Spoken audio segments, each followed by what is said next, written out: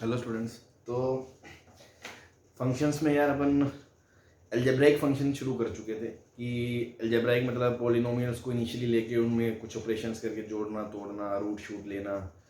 तो जो फंक्शंस बनते हैं जिसमें मतलब लो ई की पावर ये साइन इनवर्स ये सब नहीं होता, वो अलजेब्राइक होते हैं। तो सारे अलजेब्राइक पॉलिनोमियल हैं, बट सारे पॉलिनोमियल अलजेब्राइक नहीं है। और जो अलजेब्राइक नहीं होते वो ट्रांसीडेंटल होते हैं, उसकी कैटेगरीज आपको बता रखी है। ठीक, अब अलजेब्राइक में एक दो चीज़ों पे बातें करनी है, उस पर चलते हैं। अलजेब्राइक में जो फर्स्ट टाइप है अपना रैशनल फंक्शन क्या होता है। रैशनल फंक्शन मतलब जब आपका फंक्शन इस तरह से हो F x is equals to P x upon Q X, where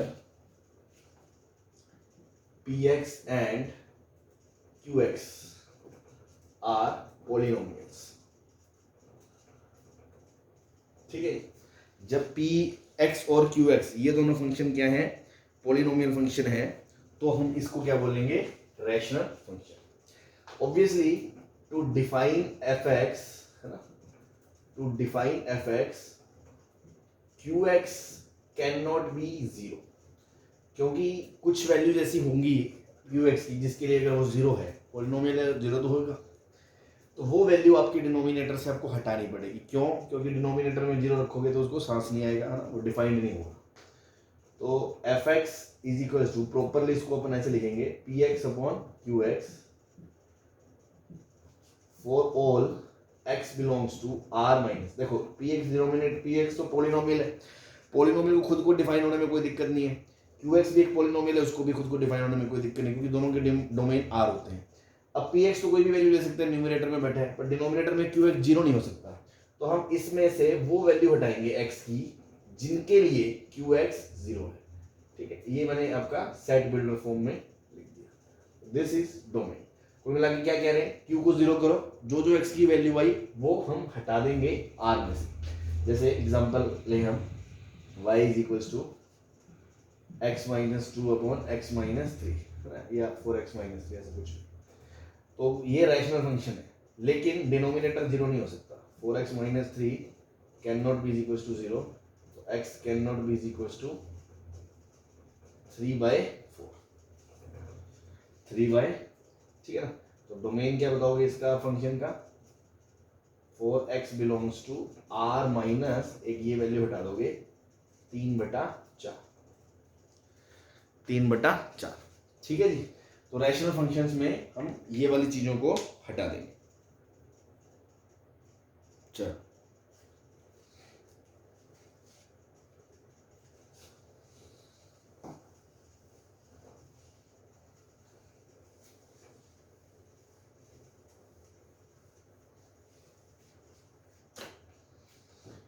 ठीक है, अब irrational functions.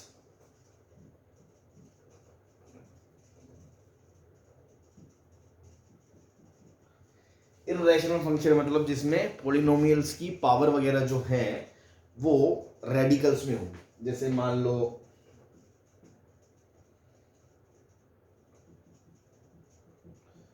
Root x minus three upon x minus two की पावर वन बाय थ्री, इस टाइप से, है ना।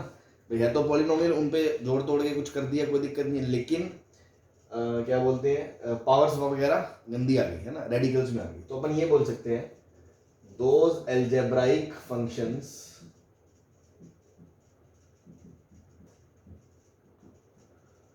which are not rational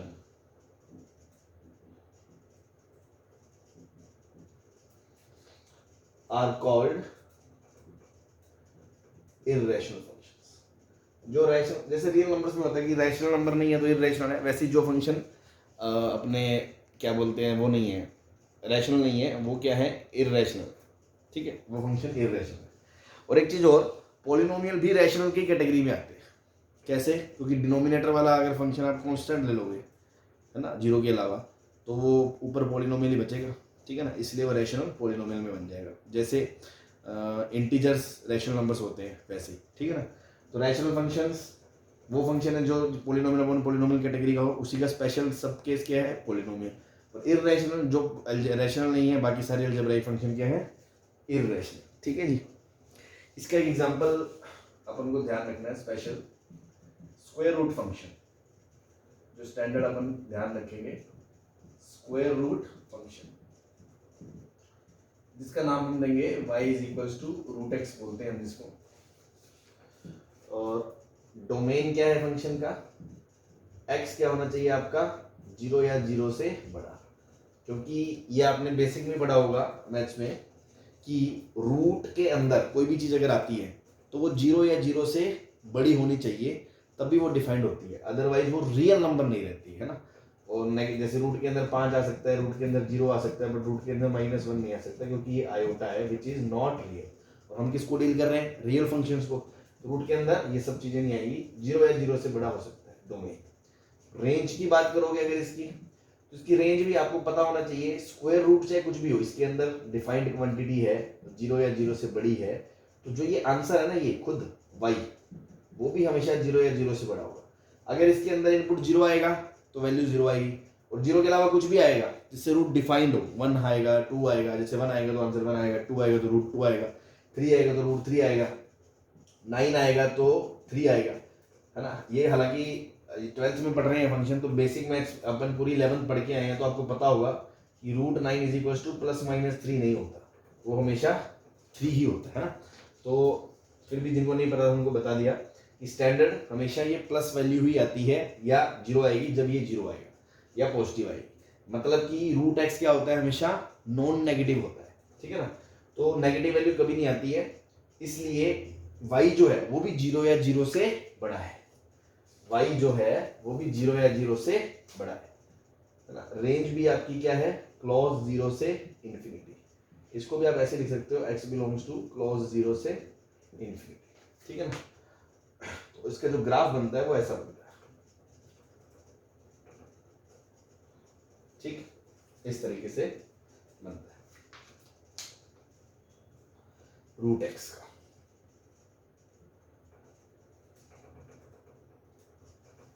ठीक है, तो देखो ग्राफ हमेशा फर्स्ट क्वाड्रेंट में है, तो x भी 0 या 0 से बड़ा है, y भी 0 या 0 से बड़ा है। y कभी भी नेगेटिव नहीं होता, स्क्वायर रूट कभी भी नेगेटिव नहीं होता, है ना। It is always non negative, that is greater than और इक्वल्स टू 0।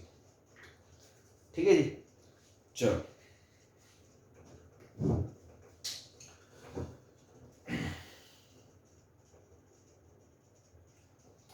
चलते हैं आगे।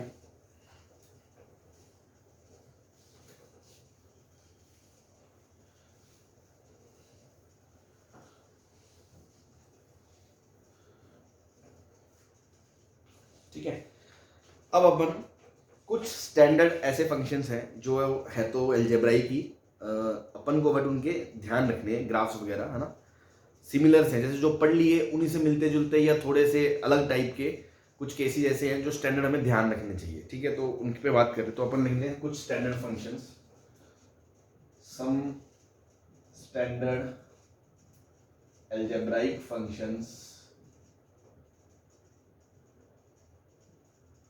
ठीक है, पहले जो टाइप के हैं वो मैं बात करने वाला हूं, जैसे y बराबर x², x⁴, x⁶, इस टाइप से। ठीक है, चलो, तो इन सबके जो ग्राफ है ना, सबकी जो शेप है वो ऐसी आती है। क्यों सर, x² का तो आप पढ़ के आए हो, तो बाकियों का भी ऐसा ही है। हाँ, दिखने में ऐसा ही होगा, फोटो खींचोगे तो, ठीक है ना। ये नहीं कह रहे कि सेम है, जैसे मान लो अगर एक के अंदर ही आप ग्राफ बनाओगे तो ये आपका, चलो मैं इसको अलग से कर देता हूं, पहले इसको अलग से कर देता हूं। पहले तो स्टैंडर्ड केस देख लो, ये किसका ग्राफ है, x⁻²n का, ठीक है। और n बिलोंग्स टू क्या है, नेचुरल नंबर। तो x², x⁴, x⁶, इस तरह के सबके जो केस हैं वो ऐसे ही आएंगे। सबका जो डोमेन आएगा वो क्या आएगा, R आएगा, कोई दिक्कत नहीं है। और जो रेंज आएगी सबकी वो आएगी ओपन क्लोज 0 से इंफिनिटी, ठीक है ना। और हम ये भी नहीं बोल सकते कि सबकी शेप पैराबोला है, क्योंकि पैराबोला सिर्फ x² को बोलते हैं, आपने 11th में पढ़ा होगा। तो एक्स की पावर 4 एक्स की पावर 6 इनको पैराबोला नहीं बोलेंगे, बट शेप ऐसी आएगी, ठीक है, कटोरा टाइप। अब इसमें एक कंपैरिजन आपको बता दूं मैं कि अगर आप एक ही ग्राफ पेपर पे बाकियों को कंपेयर करना चाहते हो ना, तो मैं थोड़ा सा आइडिया दे दूं आपको। जैसे मान लो ये आपका ग्राफ है किसका,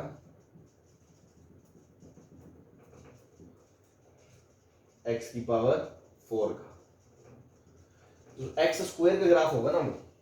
अब आप देखो एक चीज बताओ आपको, अगर x 0 से 1 के बीच है, 0 से 1 के बीच है, तो एक्स स्क्वायर बड़ा होगा या एक्स की पावर 4 बड़ा होगा? आपको पता होगा अगर कोई नंबर 0 से 1 के बीच है मतलब फ्रैक्शन है, तो जितनी पावर आप बढ़ाओगे उतना नंबर छोटा आता है। जैसे मान लो एक्स की जगह हाफ रखा, तो हाफ बड़ा है या हाफ का स्क्वायर बड़ा है या हाफ की पावर 4 बड़ी है, तो जितनी पावर बढ़ाओगे उतना नंबर छोटा होता जा रहा है, डिनोमिनेटर में बढ़ता जा रहा है, ओवरऑल छोटा होता जा रहा है। तो मैं ये बोल सकता हूँ कि अगर एक्स 0 से 1 है तो पक्की बात है कि एक्स स्क्वायर बड़ा होगा एक्स की पावर 4 से, और ये बड़ा होगा एक्स की पावर 6 से, एटसेट्रा। और जब x 0 और 1 है तो ये सारे बराबर हैं, एक्स स्क्वायर बराबर एक्स की पावर 4 बराबर एक्स की पावर 6 बराबर है, ठीक है ना, 0 और 1 पे, और -1 पे भी बराबर है, ठीक है। और जब x 1 से बड़ा है तो x की पावर स्क्वायर छोटा होगा एक्स की पावर 4 उससे बड़ा होगा, एक्स की पावर 6 उससे बड़ा होगा। क्यों? कोई भी नंबर ले लो, 2 की पावर 2 बड़ा होगा, 2 की पावर 4 उससे बड़ा होगा, 2 की पावर 6 बड़ा होगा।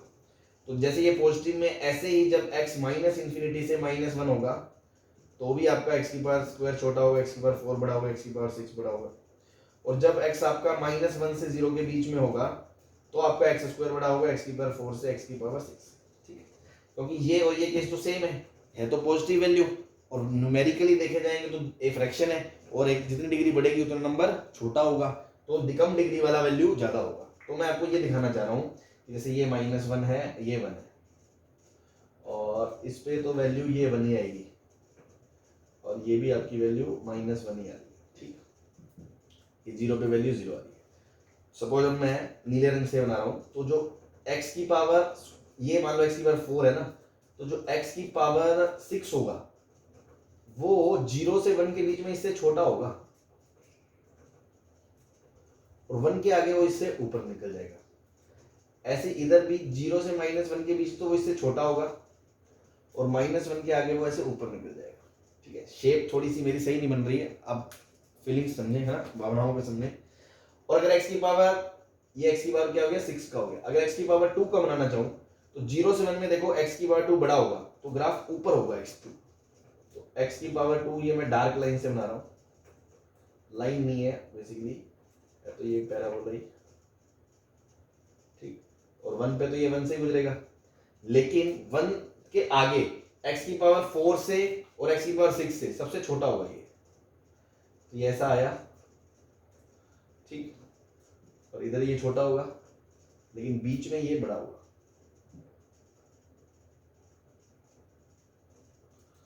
ठीक है जी। थोड़ा सा कोशिश करी है मैंने साफ बनाने की, है ना, बाकी आप भावनाओं को समझें। नीले वाला देखो ऐसा है, यहाँ से लेके यहाँ तक सबसे नीचे है क्योंकि उसकी पावर सबसे ज़्यादा है, और फिर सबसे ऊपर है इसके इधर और इसके इधर। एक्स की पावर 4 एक्स की पावर 6 से छोटा होगा आगे, और इन दोनों के बीच में एक्स की पावर 6 से बड़ा होगा, और एक्स स्क्वायर एक्स की पावर 4 से भी छोटा होगा इनके आगे, और इसके बीच में इससे छोटा सबसे ऊपर होगा। क्यों? क्योंकि उसकी वैल्यू उतनी बड़ी आएगी। तो इस तरह से आप कंपैरिजन से बता सकते हो कि स्क्वायर 4 और 6 में आपस में क्या रिलेशन होगा, ठीक है जी। चलो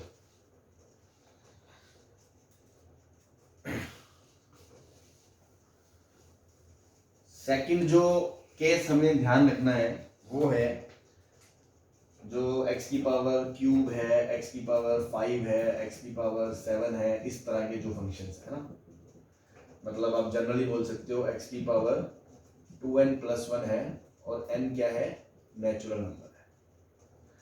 2n - 1 नहीं लिखा मैंने, क्यों? अगर उसमें 1 रखोगे तो फिर x आ जाएगा, तो y बराबर x का ग्राफ ऐसा नहीं होता, वो तो स्ट्रेट लाइन होता है, इसलिए उसको अलग से करा, सिर्फ क्यूब से शुरू होंगे, ठीक है ना। इनका जो ग्राफ है वो जनरल ट्रेंड जैसे क्यूब का होता है वैसा ही होता है, सबकी शेप।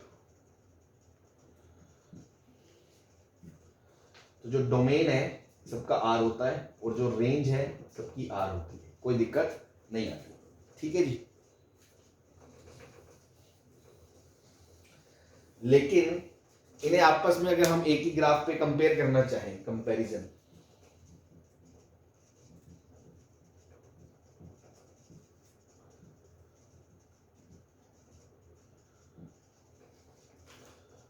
तो देखो 0 से लेके 1 तक, जब x 0 से 1 के बीच होगा तो चलो मान लो मैं एक ग्राफ बना ही देता हूं। ये मान लो y बराबर एक्स क्यूब का ग्राफ है। अब मुझे बनाना है x की पावर 5 का, जो मैं ब्लू रंग से बनाने वाला हूं। तो 0 से लेके 1 तक x की पावर, x 0 से लेके 1 तक x की पावर 5 x की पावर क्यूब से छोटा होगा ना, क्योंकि फ्रैक्शन में जितना पावर बढ़ाओगे उतना नंबर छोटा जाएगा। तो 0 से 1 तक तो ये नीचे जाएगा और ये 1 पे मान लो वैल्यू 1 है। ठीक है, 0 से 1 तक तो ये नीचे जाएगा और 1 के आगे इसका वैल्यू बढ़ जाएगा तो ये ऊपर चला जाएगा। ठीक है, ऐसे ही अब पीछे की बात करें -1 से 0 के बीच, तो देखो -1 से 0 के बीच में क्या होगा, आप मैग्नीट्यूड भूल जाओ, और सॉरी साइन भूल जाओ, क्योंकि दोनों नेगेटिव होंगे। तो साइन को छोड़ के एक्स क्यूब और एक्स की पावर 5 में कौन बड़ा होगा मैग्नीट्यूड वाइज, एक्स की पावर क्यूब, क्योंकि -1 से 0 में भी फ्रैक्शन ही है वो, और पावर बढ़ाओगे तो मैग्नीट्यूड कम होगा। तो एक्स की पावर 5 छोटा होगा, लेकिन आगे माइनस साइन लग गया तो वो क्या हो गया, बड़ा हो गया। तो एक्स की पावर 5 बड़ा हो जाएगा एक्स क्यूब से, तो ये ऊपर रहेगा। -1 पे वैल्यू मान लो 1 है माइनस की, तो ये ऊपर रह गया और फिर ये इसके नीचे निकल जाएगा। ठीक है जी, आई होप आपको मेरी बात समझ में आ गई होगी। और ऑब्वियसली x जब 1 से आगे है तो x की पावर 5 भी बड़ा होगा x क्यूब से, और जब x 1 से छोटा है तो x की पावर 5 छोटा होगा x क्यूब से। क्यों, मैग्नीट्यूड वाइज बड़ा होगा, लेकिन मैग्नीट आगे माइनस साइन है, और x बराबर 0 पे और 1 पे दोनों बराबर होंगे। ठीक है, और -1 पे भी सब बराबर होंगे। और अगर मान लो मैं इसी कंपैरिजन में एक और नंबर डालना चाहूँ x की पावर 7, उसको डॉट डॉट से बनाना चाहूँ, तो देखो इनके बीच ये और नीचे चला जाएगा और झुक जाएगा, और फिर ये यहां इससे आगे निकल जाएगा और यहां ये इनसे ऊपर होगा। क्यों, और फिर यहां सबसे नीचे चला जाएगा। इस तरह से आप कंपैरिजन कर सकते हो। बेटर है आप 2 ही बनाओ, है ना, ज्यादा कचरा फैल जाएगा। 2 ही बनाओ, आइडिया तो 2 से भी लग ही जाना है आपको कंपैरिजन का।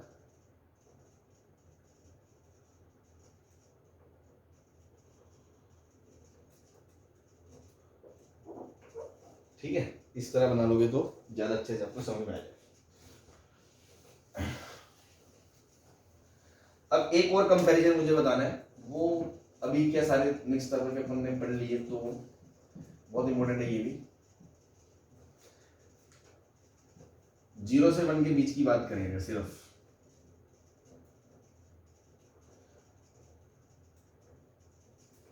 ये आपका y बराबर x है।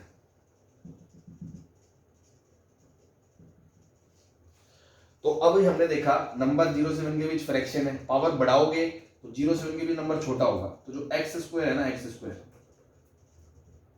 ये डॉटेड वाला, ये 0 से 1 तक तो नीचे होगा और 1 के आगे ऊपर होगा एक्स स्क्वायर।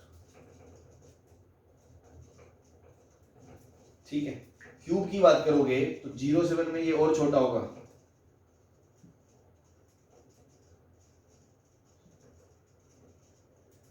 और 1 के आगे ये इनसे भी ऊपर निकल जाएगा, ज्यादा तेजी से बढ़ेगा। ठीक है जी। और पावर अगर 0 से 1 के बीच में जितनी ज्यादा है उतना नंबर छोटा है, तो x और x रूट x में किसकी पावर ज्यादा है, इसकी, तो ये नंबर छोटा है, मतलब ये बड़ा है। तो जो रूट x है ना, वो 0 से 1 में देखो ऐसा होता है, अभी मैंने शेप बताई थी आपको, 1 पे ये भी 1 होगा और फिर ये ऐसे निकल जाएगा। और मान लो x की पावर 1/4 बना दूं मैं, x की पावर 1/4, तो और छोटा हो जाएगा, डॉट डॉट से बना रहा हूं, बड़ा हो जाएगा नंबर, और इधर इससे छोटा हो जाएगा। ठीक है, तो ये समझाना था आपको, ये ध्यान रखें कि 0 से 1 के बीच में जितने नंबर पावर ज्यादा उतना नंबर छोटा, और 1 के बाद जितना पावर ज्यादा उतना नंबर बड़ा। और y बराबर x बना ना, जो x वो तो स्ट्रेट लाइन है, पावर अगर x से बढ़ा दी तो ग्राफ यूं झुकता जाएगा यहाँ और ऊपर आगे निकलता जाएगा, और पावर अगर कम कर दी तो यूं से, पहले तो देखो यूं से ग्राफ यूं झुक रहा था, कटोरा बन रहा था, फिर क्या होगा, यूं से यूं बन जाएगा, उबड़ जाएगा ऊपर से रूट एक्स, फिर और रूट और पावर कम करते जाओगे इस तरह से। ठीक है जी, मान लो ये 1/4 की जगह 1/3 है, तो भी ये x की पावर हाफ से, तो ये जो है y बराबर रूट एक्स, जिसको हम बोलते हैं x की पावर हाफ, इससे तो ये बड़ा ही होगा। ठीक है जी, चलो ये कंपैरिजन ध्यान रखें। आई होप आपको ये क्लियर हो गया होगा। नेक्स्ट जो है ना,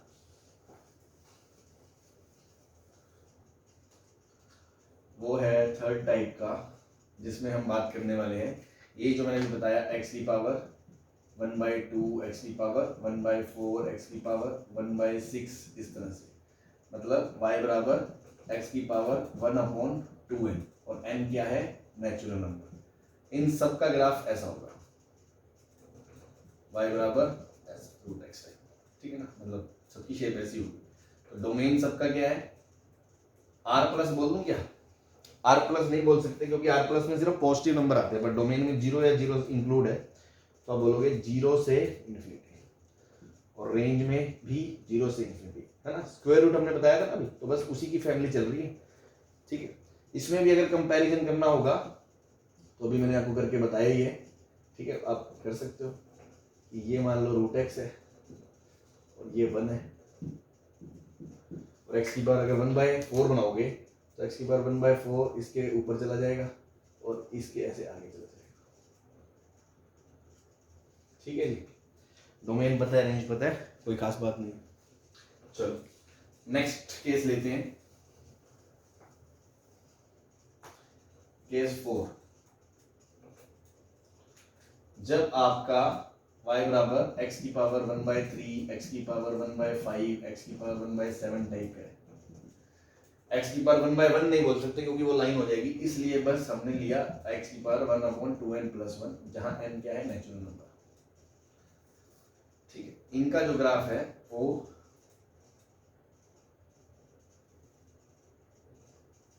ऐसे चिड़िया टाइप का जाएगा, ऊपर से तो ऐसे रूट एक्स टाइप ही जाएगा और नीचे से ऐसे घूम जाएगा, तो इसका डोमेन देखो r है, कोई दिक्कत नहीं है, और इसकी रेंज भी क्या है, r है। इसमें क्यों आगे सर, क्योंकि आपको बेसिक में पढ़ाया जाता है कि x की पावर हाफ में x नेगेटिव नहीं हो सकता, बट x की पावर 1/3 में x नेगेटिव अलाउड है। कैसे सर, अगर -2 की पावर रूट में रखोगे तो नॉट रियल, बट अगर -8 रखोगे क्यूब रूट में तो -8 का क्यूब रूट 1/3, -2 की पावर 3 की पावर 1/3, ये 3 कट के आंसर -2 आपका आएगा। तो क्यूब रूट के अंदर माइनस से मतलब नहीं होता, आ सकता है, तो सारे क्यूब रूट्स ओड पावर्स वालों में क्यूब ओड रेडिकल्स 1/3, 1/5 इनमें आ सकता है। ठीक है ना, चलो ठीक है। अब इसमें भी बार बार क्या कंपैरिजन, अब आप समझ गए होंगे, इसमें आप x की पावर 1/5 यहाँ से बड़ा हो जाएगा, यहाँ से आगे छोटा हो जाएगा, उसी तरह पीछे कर लोगे उल्टा। ठीक है, तो कर लेना। नेक्स्ट जो केस है वो है अपना y बराबर 1/x² या x 1/x³, 1/x, इसमें अब सारी पावर सेम चलेगी, मतलब इसमें x की पावर ओड 1 भी आ सकता है, तो y बराबर, इसमें मैं लिख देता हूँ x की पावर 2n-1, और n नेचुरल है क्योंकि इसमें 1 और 3 वाला सेम है, उसमें सेम नहीं था। ठीक, इसमें देखो डोमेन में 0 नहीं आ सकता, क्यों, डिफाइंड नहीं होगा, तो जो डोमेन है, डोमेन वो आपका 0 नहीं आ सकता, r-0 आएगा। ठीक है, 1/x ग्राफ आपने हाइपरबोला में पढ़ा हो अगर 11th में, तो ऐसी शेप आती है, तो इन सब के ग्राफ की शेप ऐसी होगी। तो रेंज में भी देखो, आप देख सकते हो y कोई भी हॉरिजॉन्टल लाइन काटो, ग्राफ को कट करेगी ऊपर नीचे, सिर्फ ये वाली नहीं कर रही, x एक्सिस, ये क्या, इसकी असेम्पटोट है, और ये असेम्पटोट है, और इसको ये नहीं कट कर रही, मतलब कि y कभी भी 0 नहीं हो रहा, तो रेंज में 0 नहीं आएगा। बाकी देखो कोई भी एलिमेंट लो आप, कोई भी लाइन बनाओ, नेगेटिव पॉजिटिव सारी वैल्यू ग्राफ को कट करेगी, आएंगी रेंज में। वाई देखो जीरो के ऊपर सब वैल्यू ले रहा है, जीरो के नीचे सब वैल्यू ले रहा है, जीरो नहीं देना, ठीक है, इसलिए इसको हमने हटा दिया।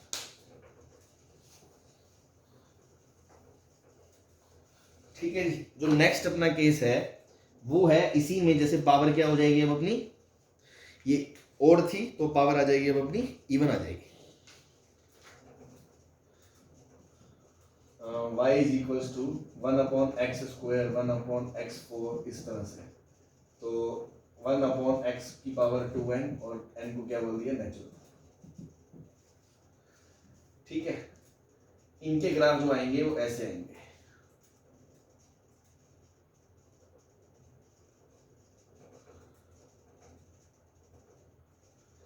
डोमेन आप देख सकते हो r-0 है, जीरो पे बस डिफाइन नहीं है, बाकी कोई भी लाइन खींचो खड़ी ग्राफ को कट करेगी। रेंज में देखो जीरो से नीचे तो भाई जा ही नहीं रहा, जीरो भी नहीं हो रहा, जीरो के ऊपर के सारे हैं, तो रेंज क्या आपकी ओपन जीरो से इंफिनिटी। इसको आप लिख सकते हो r plus set of positive numbers, क्योंकि इसके अंदर आपका नेगेटिव वाला नहीं है। ठीक है, चलो नेक्स्ट जो है आपका केस वो है y is equals to 1/√x 1/q(x की पावर 4th रूट 1/x की पावर 1/6, है ना, इस टाइप के। तो इसको जनरल करके अपन ऐसे लिख सकते हैं 1/x की पावर 2m, या इसको ऊपर भी लिख सकते हो x की power -2m and m belongs to natural number. ठीक है, तो देखो रूट्स रेडिकल्स हैं इवन वाले, तो इसमें नेगेटिव तो आएगा ही नहीं, तो पीछे तो जाना ही नहीं है, और डिनोमिनेटर में जीरो भी नहीं आएगा, तो जीरो भी नहीं आ सकता, नेगेटिव भी नहीं आ सकता, सिर्फ पॉजिटिव पॉजिटिव आएगा, और इसका ग्राफ ऐसा आएगा। ठीक, तो डोमेन क्या है इसका r plus open, r plus मतलब ओपन जीरो से इंफिनिटी, और रेंज भी देख सकते हो आप ग्राफ से r प्लस है, इसके ऊपर ऊपर की y है, इसके नीचे नहीं है। ध्यान रखने में मोटा मोटा कैसे ध्यान रख सकते हो सर, हमें कैसे याद रहेगा, ये देखो जब इसमें x की जगह इन्फिनिटी डालोगे तो y जीरो की तरफ जा रहा है, और जीरो डाल रहे हो तो y इन्फिनिटी की तरफ जा रहा है ना, तो जीरो डाल रहे हो तो y x जीरो की तरफ जा रहा है तो इन्फिनिटी की तरफ जा रहा है, x इन्फिनिटी की तरफ जा रहा है तो y जीरो की तरफ जा रहा है, लगभग लगभग बोल सकते हो, क्योंकि इन्फिनिटी वैसे तो कुछ डालते ही नहीं अपन, होता ही नहीं। इस तरह से इसका ग्राफ ऐसा आता है। ऐसे इसमें था कि जब x जीरो जाएगा तो इन्फिनिटी को जाएगा, जीरो के पीछे से जाए आगे से जाए कोई फर्क नहीं पड़ता, और अगर x इन्फिनिटी को जाएगा तो आंसर जीरो को जाएगा, चाहे प्लस इन्फिनिटी को जाए चाहे माइनस इन्फिनिटी को, क्योंकि पावर इवन है, तो इसका शेप ऐसा बन रहा। ठीक है जी, चलो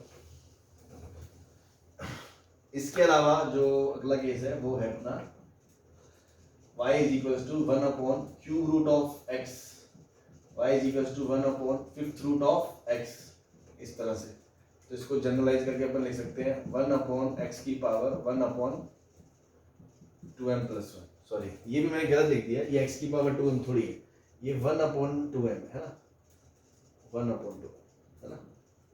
ठीक, तो इसको x की पावर -1/2m प्लस 1 लिख सकते हो, दैट इज योर चॉइस, है ना। x belongs to natural number.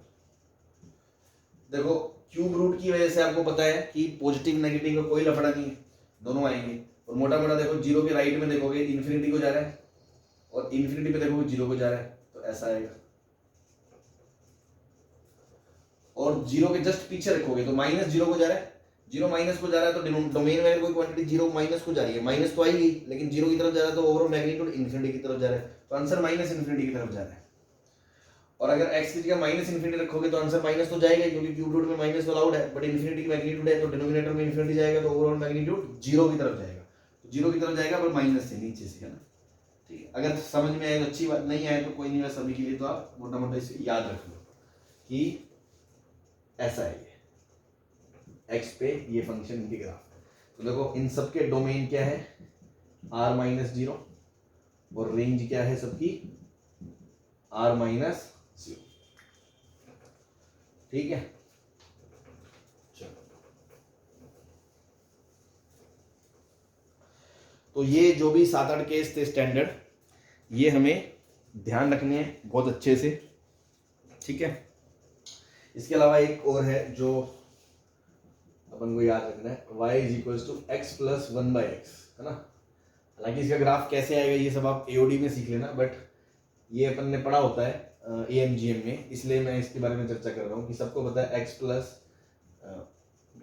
One by x का जो ग्राफ है वो नहीं पता आपको, तो वो मैं बता रहा हूँ। ये लाइन है y बराबर एक्स, ठीक, ये x बराबर 1, वैल्यू 1, और ये है वैल्यू 2, ठीक है। ऊपर से जो इसका ग्राफ आएगा वो इधर से आएगा ऐसे, और इधर ऐसे चला जाएगा, ठीक। तो ये लाइन इसकी क्या हो गई, असेम्प्टोड हो गई, और ऐसे ये लाइन भी असेम्प्टोड हो गई, और नीचे भी ऐसे आएगा,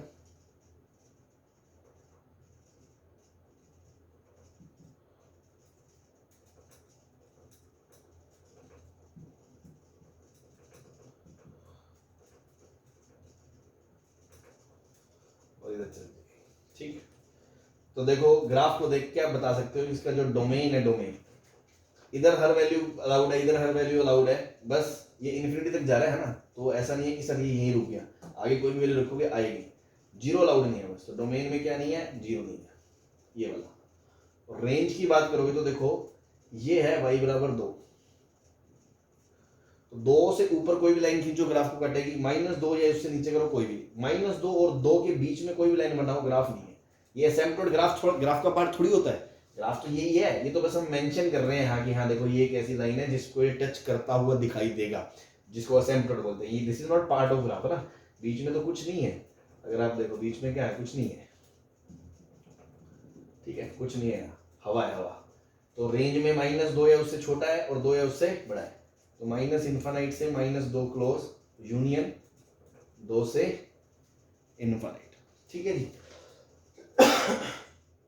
एक चीज और, ये हमने पढ़ा था बेसिक में, जो आज इसको एएमजीएम में जब पढ़ा था, तो उसको दोबारा से मैं दिखा रहा हूँ। x प्लस जो x है ये 2 या 2 से हमेशा बड़ा है अगर x 0 से बड़ा है, और बराबर 2 है जब x बराबर क्या है, 1 है। ऐसे ही x प्लस जो 1 बाई एक्स है वो 2 या 2 से हमेशा छोटा है जब x क्या है, नेगेटिव है, -2 या 2 से, x नेगेटिव है जब, और -2 कब है, जब x की वैल्यू क्या है, -1, ठीक है। ये बातें अपन पहले करते थे बेसिक में, आज इसको हमने ग्राफिकली देख लिया, ठीक है जी। तो ये कुछ स्टैंडर्ड ग्राफ्स और उनके कंपैरिजन वगैरह अलजेब्राइक फंक्शंस में मैंने आपको बता दिए, इनको अपन ध्यान रखें, ठीक। अब अलजेब्राइक फंक्शंस हो गए, तो नेक्स्ट क्या है, ट्रांसीडेंटल।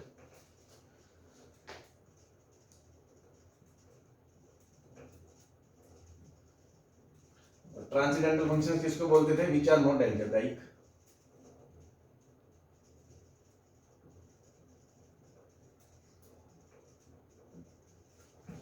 तो इसमें क्या क्या था, अपन ने पढ़ा था ट्रिग्नोमेट्रिक,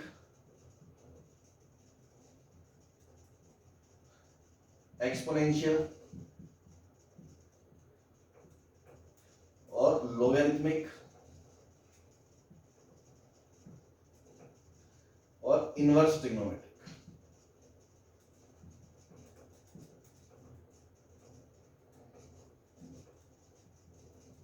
फंक्शंस, ठीक है जी। ये वाले अपन को इसके अंतर्गत जो है अपने सिलेबस में। तो ट्रिग्नोमेट्रिक फंक्शंस सभी जानते हैं, standard shape, sine, cos, tan, cos, cot, sec, cosec, है ना, ये सब। तो बात कर लेते हैं फटाफट। ऐसे तो देखो पूरे 11th पढ़ने के बाद ट्रिग्नोमेट्रिक के फंक्शंस की ग्राफ सबको पता है, नहीं तो फिर भी आप मेरे ट्रिग्नोमेट्रिक जहाँ मैंने पढ़ाया हुआ है रेशो, उसमें देख सकते हो लास्ट में जाके लेक्चर्स में। फिर भी एक कंप्लीशन के लिए मैं फटाफट बस बना रहा हूँ ना, मतलब ये मान के चल रहा हूँ कि पता है 12th के बच्चे को ट्रिग्नोमेट्रिक फंक्शंस की ग्राफ्स तो पता है, ठीक है। तो सबसे पहला क्या होता है, साइन एक्स, ठीक है। इसका ग्राफ कैसा होता है, ऐसा,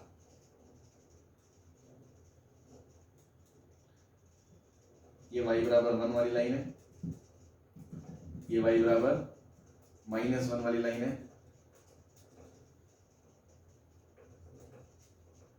इस तरह से चलता रहेगा ये, ठीक। ये 0 होता है, ये पाई होता है, ये 2 पाई होता है, ये माइनस पाई होता है, ये आपका पाई बाय 2 होता है ना। तो सबको पता है कि इसका डोमेन क्या होता है, r होता है, और जो रेंज है वो क्या होती है, -1 से 1 होती है। रूट्स की बात करें, रूट्स की कब कब 0 होता है, तो x बराबर n पाई है ना, ये अपन ने पढ़ा होता है, x बराबर n पाई पे ये 0 होता है। ठीक है जी, बाउंडेड फंक्शन है ये, हाँ बाउंडेड फंक्शन है, क्योंकि दो हॉरिजॉन्टल लाइन के बीच में पैक हो गया। ठीक है ना। चलो अगला क्या है, cos x, वो कैसा होता है, वो भी ऐसा ही होता है।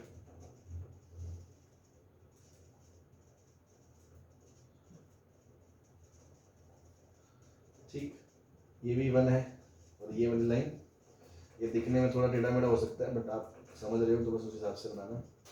ये -1, ठीक है। इसकी भी रेंज, डोमेन, रेंज क्या है, -1 से 1, डोमेन क्या है आपका r, रूट्स क्या है, cos कब कब 0 होता है, जब x बराबर odd multiple of pi by 2 होता है ना, ये आपको पता है 11th क्लास से, pi by 2, 3 pi by 2, 5 pi by 2, इन सब पे ये 0 होता है। ठीक है जी, ये भी बाउंडेड फंक्शन है, हाँ बाउंडेड फंक्शन है। ठीक है, पीरियड, पीरियोडिक फंक्शन जब पढ़ेंगे उसमें बात करेंगे, और बाकी अगर थोड़ा बहुत 11th में किसी को पता हो तो उससे पता है सबको कि इसका पीरियड 2 पाई होता है, उसका 2 पाई होता है। ठीक है, नहीं पता तो कोई दिक्कत नहीं, पीरियोडिक फंक्शन में बात करेंगे अपन तो वहां समझ लेंगे।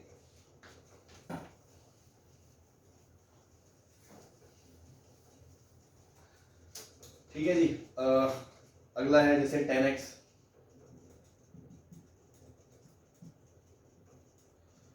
तो 10 देखो क्या होता है, 10 की जो डेफिनेशन होती है वो होती है साइन बटा कॉस। तो बेसिक डेफिनेशन से साइन को कोई दिक्कत नहीं है डिफाइन होने में, कॉस को कोई दिक्कत नहीं है डिफाइन होने में, तो हम क्या बोलेंगे, डोमेन में क्या होगा, कॉस 0 नहीं हो सकता, कॉस 0 नहीं हो सकता। तो कॉस कब 0 होता है, odd multiple of pi by 2, तो डोमेन क्या होता है बेसिकली r माइनस एक्स की वो वैल्यू हटा दो जब जब x क्या है, odd multiple of pi by 2 है।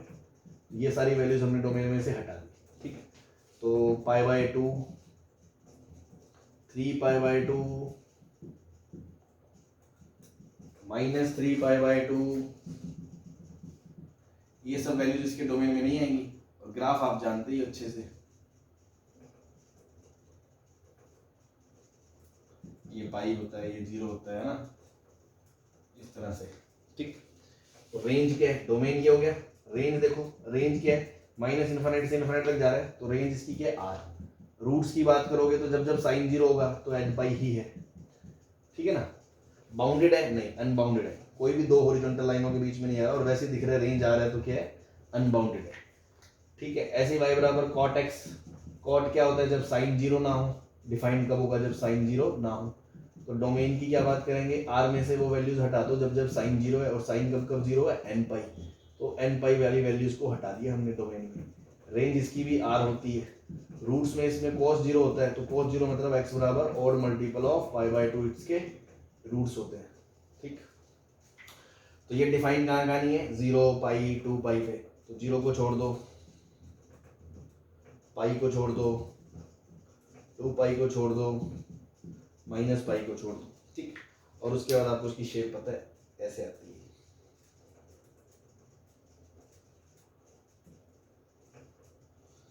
ठीक है जी, ये होता है 3 पाई बाय 2, ये पाई बाय 2 जब जब ये 0 है, और मल्टीपल ऑफ पाई बाय 2। ठीक, दो और होते हैं इसमें अपने, सेक और कोसेक।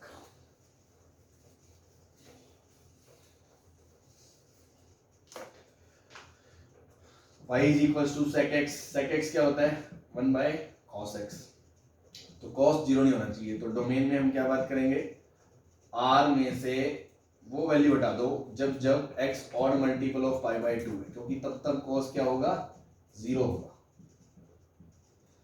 ठीक है, और रेंज आपको अगर याद है तो होती है इसकी -∞ से -1 क्लॉज 1 से इंफिनिटी। रूट्स इसके कभी होते ही नहीं है, क्यों, कभी जब ये -∞ से -1 और 1 से इंफिनिटी के बीच है तो ये 0 तो कभी होगा ही नहीं, तो इसके कोई रूट्स नहीं है। तो सेकंड ग्राफ में अगेन डेफिनेशन कहाँ कहाँ डिफाइन नहीं होगी, पाई बाय 2 पे, 3 पाई बाय 2 पे, माइनस पाई बाई 2 पे इन सब पे, और इसके बीच में ग्राफ इसका ऐसा बनता है, आपको याद है ये वैल्यू 1 है, ऐसे ये वैल्यू -1 होगी, और ऐसे कटोरे आते हैं ऊपर नीचे, एक ऊपर एक नीचे, फिर इधर ऐसे नीचे, है ना, इस तरह से। तो -1 से 1 के बीच का ग्राफ नहीं आता है इसमें, ठीक है जी। ये सब आपको पता है, इसलिए मैं जल्दी से चल रहा हूँ कि ट्रिग्नोमेट्री का तो पता है, तो अपन क्यों टाइम वेस्ट करें ना, आगे चलें इस पर। लास्ट जो बचता है वो अपना है y बराबर cosec x। cosec x को अपन क्या लिखते हैं, 1/sin x। तो x बिलोंग्स टू क्या है, r माइनस, डोमेन की बात करें, डोमेन r में से वो वैल्यू हटा दो जब sin x 0 है, और तो sin x कब 0 होता है, x बराबर n पाई पे, तो बस n पाई वाली वैल्यू हटा दी, n बिलोंग्स टू इंटीजर, ठीक है। रेंज इसकी भी यही होती है, -∞ से -1, यूनियन 1 से इंफिनिटी। रूट्स इसका भी कोई नहीं होता, नो 1, क्योंकि -1 से 1 के बीच है, और इन्फिनिटी से -∞ से -1 और 1 से इंफिनिटी के बीच है, तो कोई रूट नहीं है। ये भी बाउंडेड है, नहीं बाउंडेड नहीं है ना, वो भी नहीं है बाउंडेड, ठीक। तो इसमें कहाँ कहाँ फड़फड़ाहट आएगी, 0 पे आएगी, पाई पे आएगी, फिर 2 पाई पे आएगी, फिर इधर -पाई पे आएगी, ठीक है। तो सबको पता है 0 के जस्ट बाद साइन 0 होगा तो इन्फिनिटी को जाएगा, पाई के जस्ट पहले भी ये 0 को जाएगा तो इन्फिनिटी को जाएगा, तो ये कटोरे ऐसे आएंगे, और पाई बाई 2 पे इसकी वैल्यू आपको 1 देगी, और इधर ऐसे जाएंगे,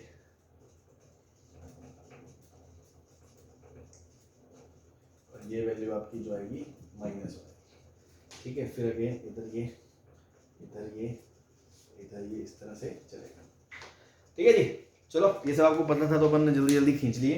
तो ट्रिग्नोमेट्रिक फंक्शन के ग्राफ देख लिए, डोमेन, रेंज और ये सब पे बात कर ली, अलजेब्राइक के कुछ स्टैंडर्ड केस कर लिए, बाकी की चीज़ें अपन नेक्स्ट क्लास करेंगे, ठीक है जी। Thank you.